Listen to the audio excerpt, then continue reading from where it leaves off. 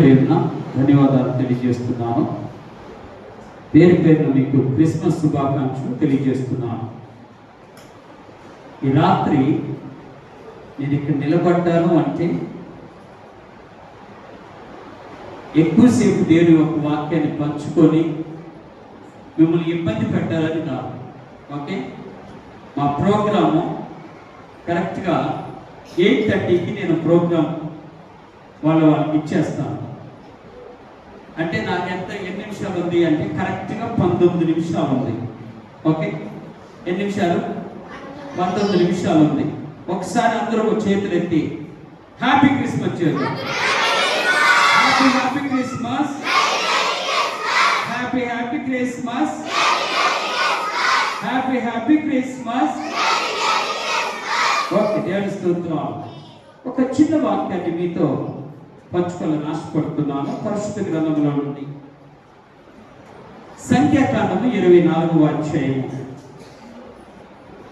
సంఖ్యాకాండము 24వ అధ్యాయము 17వ వచనాన్ని మీకు చదివి వినిపిస్తాను. మరొకసారి చెప్తున్నా, సంఖ్యాకాండము 24వ అధ్యాయము 17వ వచనం. ఆయనను చూచుచున్నాను కానీ ప్రస్తుతం ఉన్నట్లు కాదు, ఆయనను చూచుచున్నాను కానీ సమీపమున ఉన్నట్లు కాదు. నక్షత్రము యాకోబులో ఉదయించును, రాజదండము ఇశ్రాయేలులో నుండి లేచును. అది మోయాబు ప్రాంతములను కొట్టును, కలహ వీరులనందరినీ. ఆ మాటని జాగ్రత్తగా ఆలోచించాలి. కలహ వీరులనందరినీ. ఓకే ఓకే, దేవుని స్తోత్రం. నక్షత్రము యోదయాలో అనగా యాకోబులో అనగా ఇశ్రాయేలుల పట్టణములలో అనగా బెత్లెహేములో ఒక నక్షత్రం ఉదయించబోతుందట. ఆ నక్షత్రము ఈ రోజున ఏంటో అనే విషయాన్ని మీకు తెలియజేస్తాను. ఆ నక్షత్రం యొక్క మర్మం ఏంటో తెలియజేస్తాను. ఆ నక్షత్రం ఉదయించడంలో గల ఉద్దేశం ఏంటో తెలియజేస్తాను. ఆ నక్షత్రము యేసుక్రీస్తుకి సాదృశ్యంగా ఉన్నదని మీకు తెలియపరుస్తూ, యేసుక్రీస్తు పుట్టిన రోజును కూడా ఒక అద్భుతమైన నక్షత్రము ఆ జ్ఞానులను వెంబడించినటువంటి ఆ నక్షత్రముల గురించి మీకు 3 మాటలు చెప్పి నేను ముగిస్తాను. మొదటి మాట, ఈ నక్షత్రం అట తూర్పు దేశంలో పుట్టిందట. అది యోదియా దేశం మీకు వచ్చి యేసు పుట్టిన స్థలములో, మరోసారి చెప్తున్నా, యేసు పుట్టిన స్థలము పైన ఆ నక్షత్రము ఆగి ఉన్నదట. ఏ నక్షత్రము? తూర్పు దేశంలో పుట్టినటువంటి నక్షత్రము. ఆ నక్షత్రం ఎక్కడికి వచ్చి ఆగింది అంటే, ఆ నక్షత్రము ఎక్కడికి వచ్చి ఆగింది? యేసు పుట్టిన స్థలము మీద వచ్చి ఆగింది. ఇప్పుడు మీరు మనందరినీ ప్రశ్నిస్తే, మీలో ఎంతమంది ఇళ్ల మీద నక్షత్రం ఉందో చేతులు ఎత్తుతారా? అంటే ఇళ్ల మీద అంటే ఇళ్ల మీదే కాదులేండి, ఇంటి ముందో ఇంటి వెనకాలో, అర్థమైనా? అందరి ఇళ్ల ముందు నక్షత్రం ఉండుంటుంది, లేదా అందరి ఇంటి పైన నక్షత్రం ఉండుంటుంది. ఆ నక్షత్రం యొక్క సందేశం ఏంటో తెలుసా? మీరు శ్రద్ధ పెట్టుకున్నారా? ఏమో, నాకైతే తెలియదు. ఒకవేళ కేవలం డెకరేషన్ కోసం పెట్టుకున్నారా? ఏమో, నాకు తెలియదు. ఒకే క్రిస్మస్ సందేశాన్ని పంపాలని ఉద్దేశంతో పెట్టుకున్నారా? నాకు తెలియదు. కానీ నక్షత్రము పెట్టుకున్నారంటే ఒక చిన్న విషయాన్ని మీరు జ్ఞాపకం చేసుకోవాలి. ఏంటో చిన్న విషయం అంటే, యేసుక్రీస్తు ఆ ఇంటి పైన ఉన్న నక్షత్రము ఉంది అంటే కారణం ఏంటంటే, యేసయ్య ఆ ఇంటిలో ఉన్నాడని. ఎవరున్నారు? అర్థమైందా? యేసయ్య ఆ ఇంటిలో లేకపోతే ఆ నక్షత్రము అది వెలుగుతున్న నక్షత్రమే కాదు, కానీ అది వెలిగించే నక్షత్రం మాత్రం కాదు. వెలుగుతున్న నక్షత్రం వేరు, వెలిగించే నక్షత్రం వేరు. అందుకని ఈ రాత్రికాల సమయంలో దేవాది దేవుడు మాట్లాడుతున్న మాట ఏంటంటే, నీ ఇంటి పైన నక్షత్రం ఉంది అంటే నీ ఇంటిలో యేసయ్య ఉండాలి అంటే. ఎవరు ఉండాలి? యేసయ్య లేకపోతే నక్షత్రానికి విలువ లేదు. యేసయ్య ఇంటిలో లేకపోతే నక్షత్రము స్వరూపము లేదు. నక్షత్రం లేకపోతే, ఆ ఇంటి పైన లేకపోతే, ఆ ఇంటిలో యేసయ్య లేకపోతే ఇప్పుడు చెప్తే మీకు అర్థమవుతుంది. ఒకవేళ మనమే తీసేద్దాం, ఆఫ్ చేద్దాం లైట్ని. ఏ లైట్ని? ఆ నక్షత్రం ఉన్నటువంటి ఇంటి పైన ఉన్నటువంటి ఆ లైట్ని ఆఫ్ చేస్తే ఆ ఇంటిలో ఉన్న, ఒకవేళ ఇంటి పైన ఉన్న అక్కడ వెలుగుంటుందంటారా? వెలుగుంటుందా? నక్షత్రం ఆఫ్ చేస్తే, లేదా అక్కడ ఉన్నటువంటి ఆ నక్షత్రాలు ఆఫ్ చేస్తే ఆ ఇంట్లో ఏముండదు? అర్థమవుతుందా మీకు? ఇప్పుడు యేసయ్య ఇంట్లో ఉంటే ఏముండాలి? మరి మన ఇంట్లో ఏముంది? yes you are right, correct. మీరు సరిగా అల్లరి చేస్తూ ఉంటే మీ ఇంట్లో ఎలుగుండదు. మీరు చక్కగా చదువుకుంటే, మీరు దేవుని మందిరంలో చక్కగా ఉంటే, దేవుని మందిరానికి వెళ్ళినప్పుడు నువ్వు జాగ్రత్తగా ఉంటే నీ జీవితం ఎలా ఉంటుందంటే వెలుగుమయముగా ఉంటుంది. ఆమె చెప్తామా? ఆ ఇంటిలో యేసయ్య ఉన్నాడు కాబట్టి ఆ ఇంటి పైన ఏముంది? నక్షత్రం ఉంది. ఆ ఇంటి పైన నక్షత్రం ఉంది కాబట్టి ఆ ఇంటిలో ఎవరున్నారు అంటే యేసయ్య ఉన్నాడు. ఇప్పుడు చెప్తా, చేతులు ఎత్తి చెప్తా, ఇంట్లో యేసయ్య లేకుండా ఇంటి పైన నక్షత్రం పెట్టదు, మీకు దండం పెడతా. ఇంట్లో యేసయ్య లేకుండా నువ్వు సరదాలు పెట్టావా, అది నీకు బురద అవుతుంది. నువ్వు సంతోషంతో పెట్టావా, ఆ సంతోషం కాస్త దుఃఖంగా మారిపోద్ది. యేసయ్య లేకపోతే, యేసయ్య నీ ఇంటిలో లేకపోతే ఆ నక్షత్రం పెట్టడం కంటే మౌనంగా ఉండటమే మంచిది. అర్థమవుతుందా? పెట్టకుండా ఉండటమే మంచిది. అదేంటి గారు అలా మాట్లాడతారు? అందరూ పెడుతున్నారు, అందరిలో ఉన్నా అంటే మీరు అడిగితే నేను చెప్పలేను, కానీ ఒక్కటి మాత్రం చెప్పగలుగుతా, అందరిలో ఉందో లేదో మనకు అవసరం లేదు. మన ఇంటిలో యేసయ్య ఉన్నాడో లేదో తెలుసుకోవడమే గొప్ప సత్యం. అంతేనా కదా? మన ఇంట్లో యేసయ్య ఉండాలి. అందరిలో ఉన్నారా లేదా మనకు అవసరం లేదు. అందరూ చూసి మనం వాదన పెట్టుకోవాల్సిన అవసరం లేదు. అందరూ చూసి మనం కలవరపడాల్సిన అవసరం లేదు. అందరూ చూసి మనం బాధపడాల్సిన అవసరం లేదు. కానీ మనం చూసి మనమే యేసయ్య నక్షత్రం కనుక ఇంటిలో లేకపోతే నువ్వు నేను చూసుకొని బాధపడుతూ కంటే వేరే విధానమైనటువంటి అవకాశము ఆలోచన లేదు. అందుకే నీకు రాత్రికాల సమయంలో నా ప్రేమ దేవులారా, యేసయ్య మన ఇంటి పైన, మన నక్షత్రం ఇంటి పైన ఉంది అంటే యేసయ్య మన ఇంటిలో ఉన్నాడు. ఆయనకే మహిమ కలుగును గాక. ఇప్పుడు చెప్తా, జాగ్రత్తగా ఆలోచించాలి. రెండో విషయాన్ని మీరు జ్ఞాపకం చేసుకోండి. యేసు పుట్టిన వెంటనే జ్ఞానులు వచ్చి ఆరాధించినట్టు లేదు బైబిల్లో. ఓకే, మీరు జాగ్రత్తగా వచ్చిన మీకు చదివి వినిపిస్తా, మీకు అర్థమవుతుంది. ఒకసారి మత్తయి సువార్తలోకి వెళదాం. మత్తయి సువార్త 2వ అధ్యాయంలోకి వెళదాం.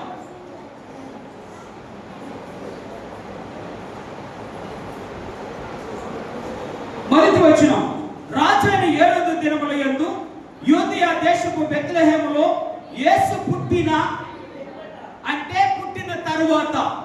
ఓకే, జాగ్రత్తగా ఆలోచించండి. యేసు పుట్టిన తరువాత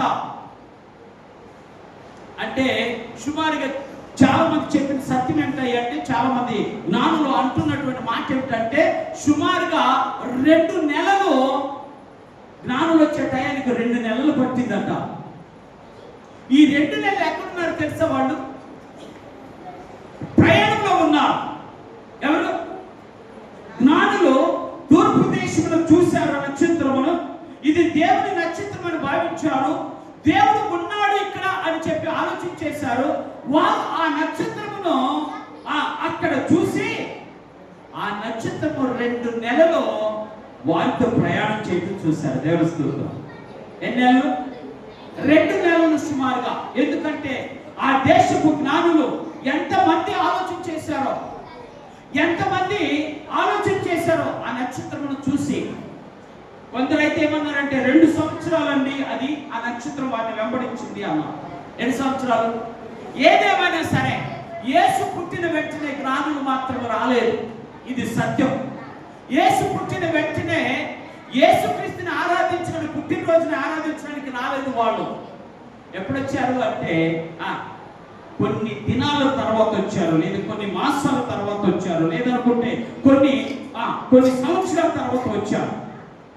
ఇక్కడ మీరు జ్ఞాపకం చేసుకోండి. ఎన్ని దినాలైనా, ఎన్ని మాసాలైనా, ఎన్ని నెలలైనా, ఎన్ని సంవత్సరాలైనా విడవకుండా వారిని వెంబడించింది ఆ నక్షత్రం. దేవుని స్తోత్రం. ఎవరిని? జ్ఞానుల్ని ఎక్కడ నడిపించింది? ఇప్పుడు జాగ్రత్తగా ఆలోచించాలి. రెండవ విషయం ఏమిటంటే, ఆ నక్షత్రము పైన ఉంది అంటే మన దేవుని యొక్క దృష్టిలో ఆ యొక్క బిడ్డలమైన మనము, లేదా ఆ ఇంటి వారమైన మనము, ఆ ఇంటిలో ఉన్న మనము యేసయ్య దగ్గరకు నడిపించే వారిగా ఉండాలి. దేవుని స్తోత్రం. లేకపోతే వేస్ట్ క్రిస్మస్. నువ్వు ఒక్కరిని యేసు దగ్గరికి నడిపించకపోతే, నువ్వుగా యేసు దగ్గరికి రాకపోతే, నువ్వు యేసుక్రీస్తుని వెంబడించకపోతే,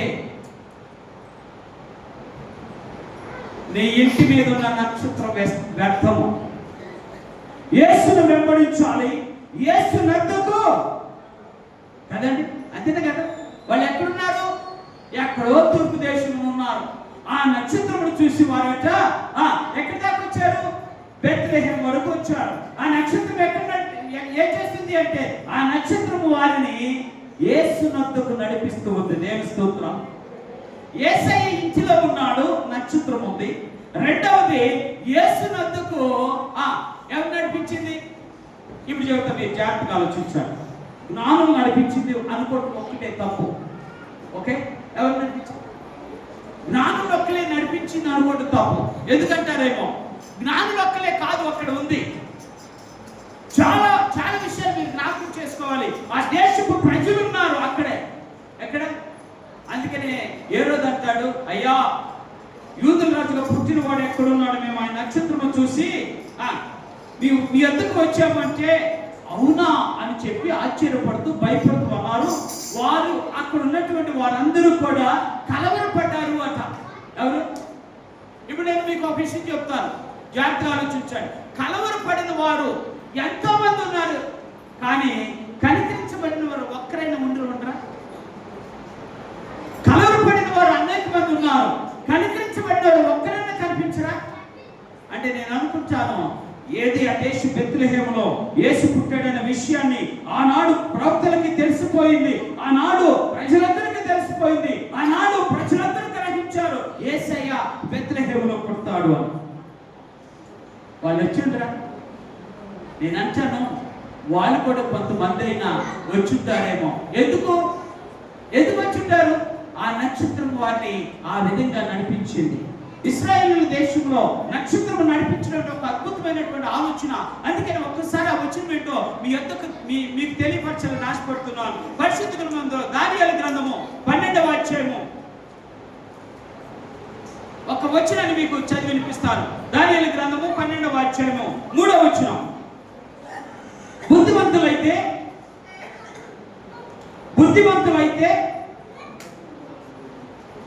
అంటే నాకు అర్థమైంది, ఇంకా తీస్తున్నానని. ఓకే, బుద్ధిమంతులైతే ఆకాశ మండలంలోని జ్యోతులను పోలిన వారై ప్రకాశించెదరు. నీతి మార్గమును అనుసరించి నడుచుకున్నట్లు ఎవరు అనేకులను తిప్పుదురో వారు నక్షత్రములే నిరంతరము ప్రకాశించెదరు. దేవుని స్తోత్రం. ఎవరు మీరు? ప్రశ్నించుకోండి. నక్షత్రం పైన ఉందంటే రెండవ విషయం మీరు ప్రశ్నించవలసిన విషయం ఏంటంటే, మీరెవరో జ్ఞాపకం చేసుకోవాలి. మీరెవరో, మీ స్థితి ఏంటో జ్ఞాపకం చేసుకోవాలి. మీ పరిస్థితి ఏంటో జ్ఞాపకం చేసుకోవాలి. మీరు ఎవరుగా ఉన్నారో జ్ఞాపకం చేసుకోవాలి. అందుకని ఆయన అంటాడు, బుద్ధిమంతులైతే ఆకాశ మండలంలోనే. చూసారా? ఇప్పుడు జ్ఞానులు ఏమైపోయారు అంటే, జ్ఞానులు బుద్ధిమంతులు అయిపోయారు. ఎవరైపోయారు? జ్ఞానులు ఏమైపోయారు? బుద్ధిమంతులు అయ్యారు. బుద్ధిమంతులు అవటమే కదా, అక్కడ అంటాడు, ఆయన నీతి మార్గమును అనుసరించి నడుచుకున్నట్లు ఎవడు అనేకులను త్రిప్పుదురో వారు నక్షత్రములే నిరంతరము ప్రకాశించెదరు. ఈ నడిపించే నక్షత్రం అనేక మందిని వెలిగించింది. ఆమె చెప్తామా? ఈ నడిపించే నక్షత్రము అనేక మందికి స్ఫూర్తిదాయకంగా ఉంది. ఈ నడిపించే నక్షత్రము అనేక మందిని యేసునందుకు తీసుకొని వచ్చింది. ఈ నక్షత్రము యేసునందుకు తీసుకొచ్చి యేసయ్య ఉన్న చోటనే ఆగింది. దేవుని స్తోత్రం. అర్థమవుతుందా మీకు? అంటే నక్షత్రము ఏమై ఉండాలి? ఏ నక్షత్రమైనా సరే, అది నువ్వైనా నేనైనా ఎవరైనా సరే, దేవుని ఇంటి ముందు, మన ఇంటి ముందు నక్షత్రం పెట్టుకున్నాము అంటే కారణం ఏమిటంటే, కొంతమందినైనా యేసునొద్దకు నడిపించకపోతే ఆ నక్షత్రం వ్యర్థం. కొంతమందినైనా ఏం చేయాలి? జ్ఞానులు నడిపించబడ్డా ఏ నక్షత్రము ద్వారా? యోధియలో పుట్టిన ఆ నక్షత్రము ద్వారా అనేక మంది నడిపించబడ్డారు. యేసుక్రీస్తు అనే నక్షత్రము ద్వారా అనేక మంది నడిపించబడ్డా. కాదంటారా? ఈ రోజున ఇక్కడ ఈ ఆరాధనలో ఉన్నాము అంటే కారణము మనకే పని పాట లేక కాదు. ఇంట్లో ఇప్పుడు అసలు పండుగ రోజున ఎంత పని పాటలు ఉంటాయో. ఏ రోజున? పండుగ రోజున ఎన్ని పనులు ఉంటాయండి?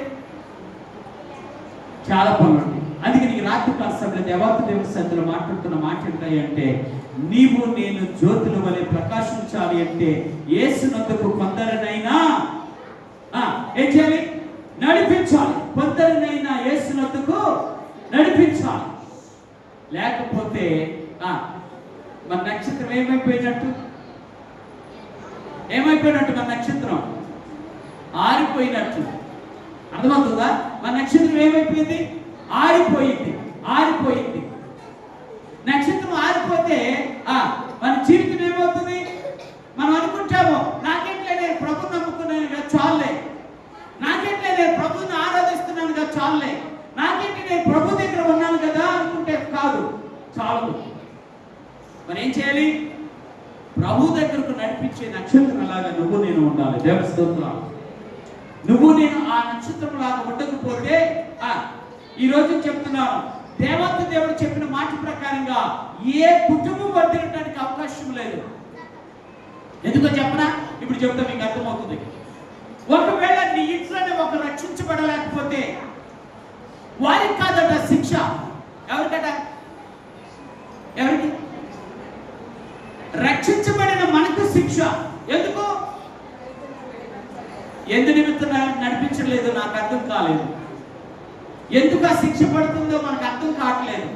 ఎందుకు ఆ శిక్ష పడాలో మనకు అర్థం కావట్లేదు. మనం ఇంకా ఏమన్నామంటే చీకటిలోనే ఉంటున్నాం, వెలిగించబడినటువంటి హృదయాలుగా ఉంటున్నాం, వెలిగించబడినటువంటి జ్యోతులుగా ఉంటున్నాం, వెలిగించబడినటువంటి బుద్ధిహీనులుగా ఉంటున్నాం. అందుకే రాత్రి కాల సమయంలో నా ప్రేమ దేవుని బిడ్డలారా, నీవు నేను యేసునందుకు నడిపించే నక్షత్రంగా మార్చబడాలని దేవుడు ఆశపడుతున్నాడు. నీవు నేను దేవుని కొరకు ఒక ఆత్మను సంపాదించేటువంటి నక్షత్రం వలె, దేవుని వైపు తిప్పాలనేటువంటి ఆలోచనతో ఉండే నక్షత్రం వలె దేవత దేవుని సన్నిధిలో నిలవాలని ఆశపడుతున్నాను. ఒకవేళ అదే జరగకపోతే నీ నక్షత్రానికి ఏం లేదు, అసలు నీ జీవితానికే విలువ లేదు, నీ నక్షత్రానికి ప్రకాశం లేదు, నీ నక్షత్రానికి ఏమి లేదు, బుద్ధి లేదు. అందుకని దేవత దేవుడు మాట్లాడుతున్న మాట, నువ్వు నడిపించే నక్షత్రంగా ఉండాలని ఆశపడుతున్నావు. దేవుడి దగ్గరకు నడిపించే నక్షత్రంలాగా ఉండాలని దేవుడు ఆశపడుతున్నాడు. ఒకవేళ ఆయన ఆశ కాకపోతే, ఆయన ఆశను తీర్చకపోతే, ఇప్పుడు చెప్తా మీకు అర్థమవుతుంది.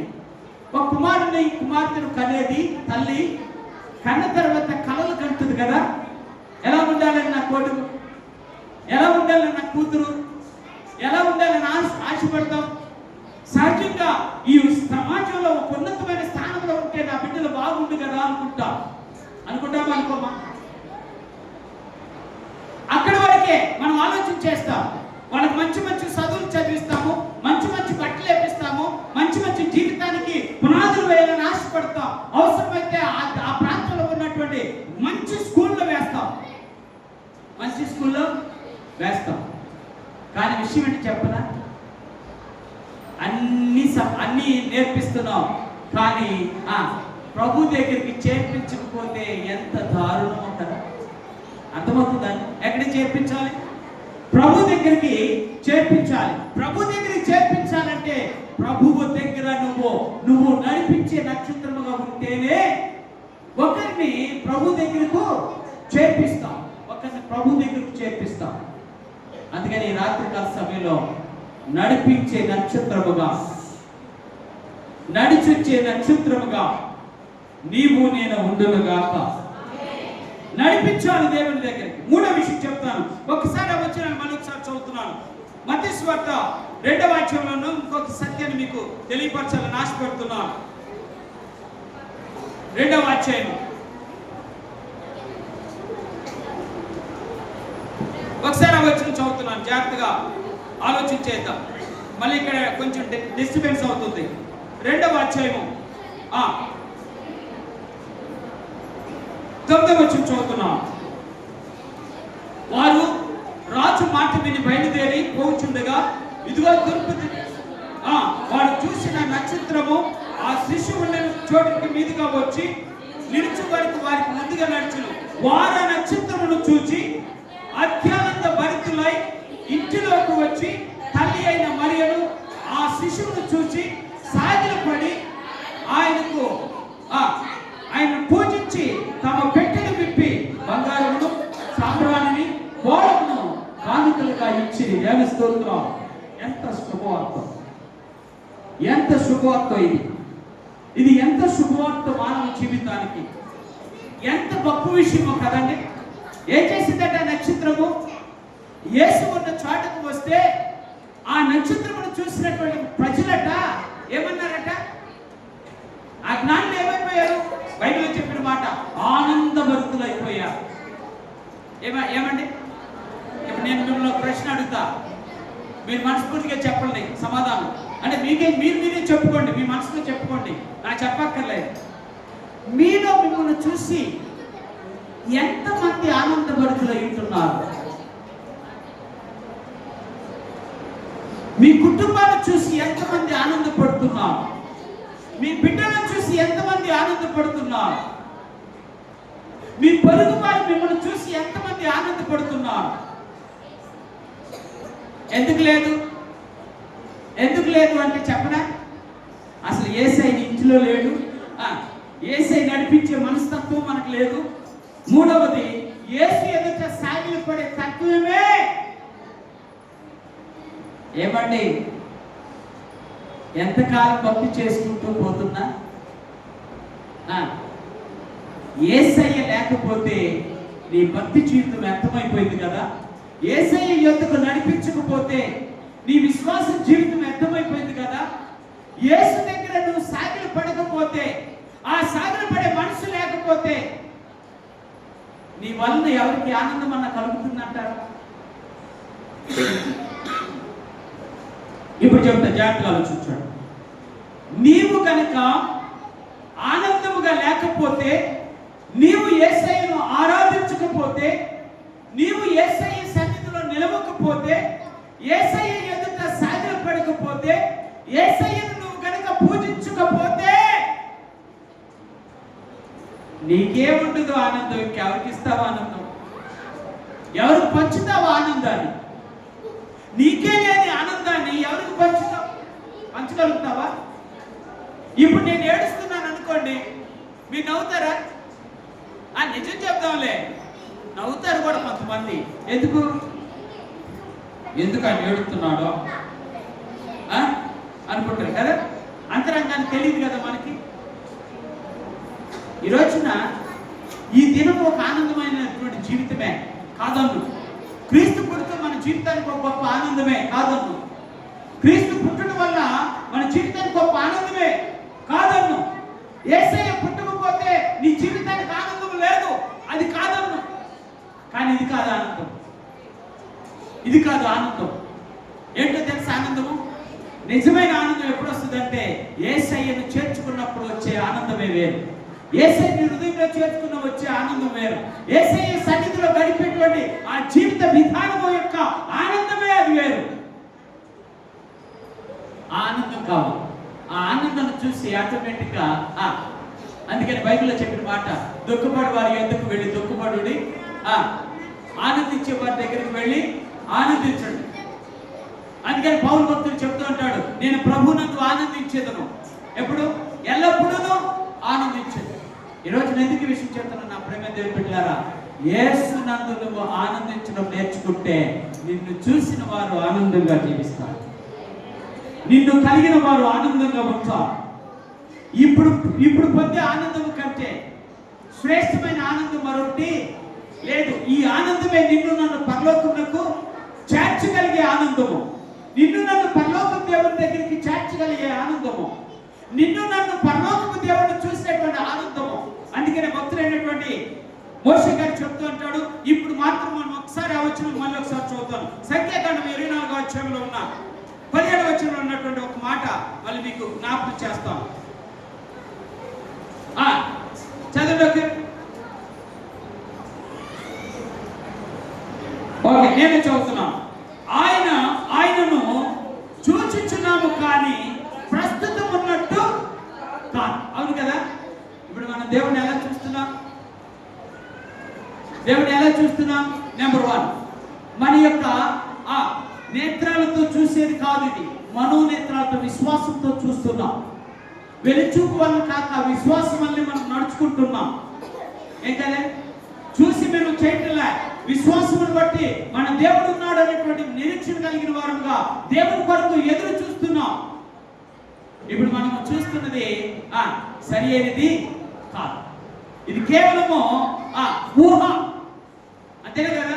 పరలోక పట్టణం గురించి ఆలోచిస్తున్నామంటే కేవలం ఊహ, కేవలం భావన. కానీ ఒక రోజున మనము ఆయన కన్నులారా కదా, ఒక రోజున ఆయన కన్నులారా చూస్తాం.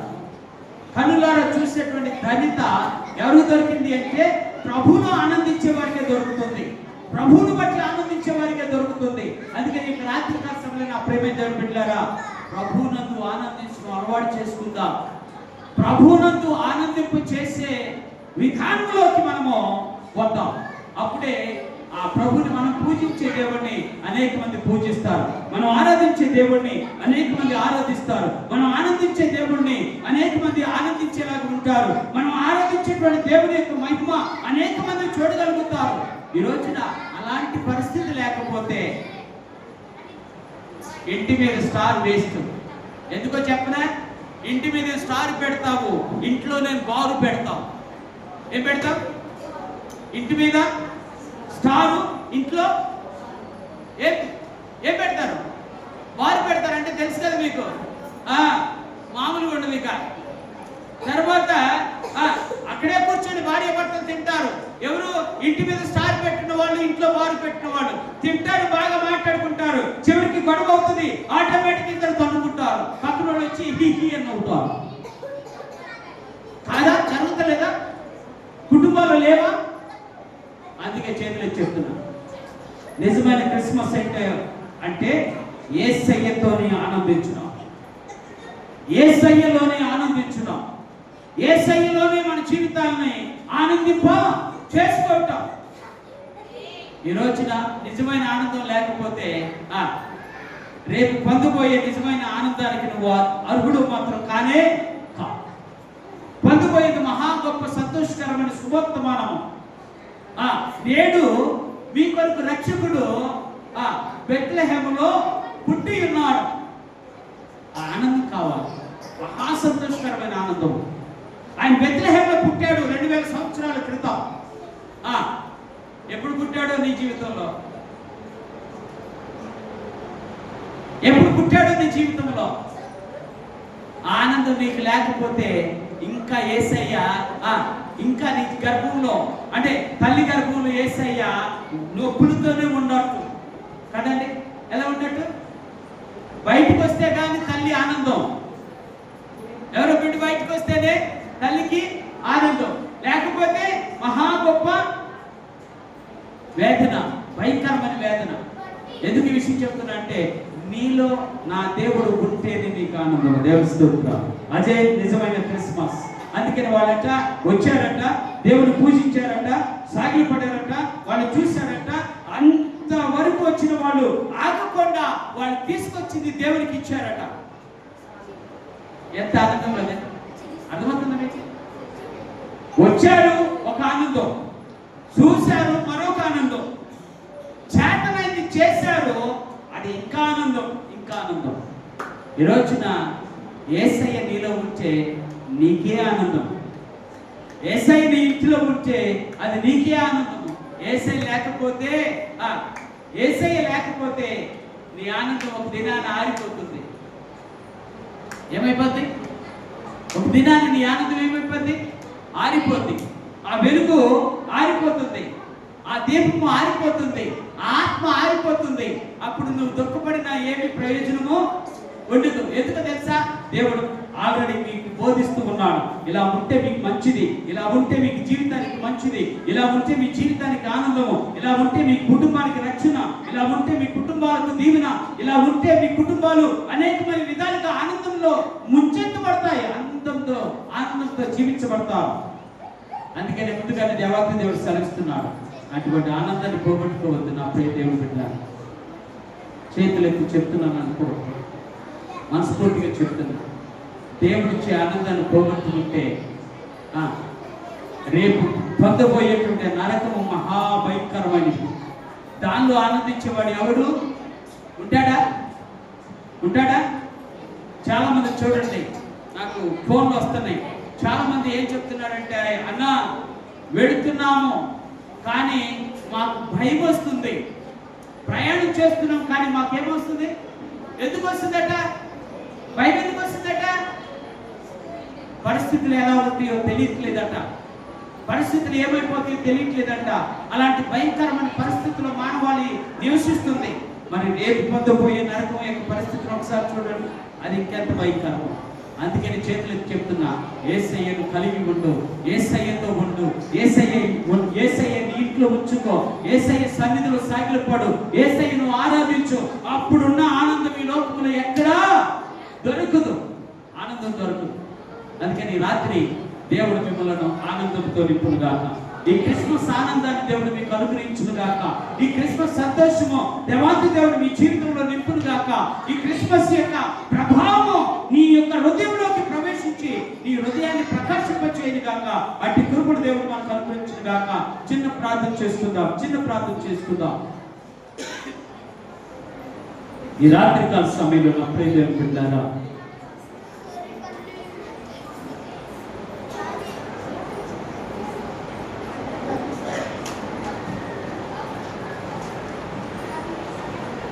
ప్రభు సన్నిధిలో ప్రార్థన చేద్దాం. ఆ నక్షత్రము యేసు ఉన్న చోటికి నడిపించింది. ఆ నక్షత్రము యేసయ్యను చూపించింది. ఆ నక్షత్రము యేసులో ఆనందించేటట్లు చేసింది. Let you be the star. నీవే ఆ నక్షత్రమై ఉండాలని ఆశపడుతున్నా. ఆ యేసయ్యని వెంబడించే నక్షత్రము యేసయ్య నక్షత్రం. అది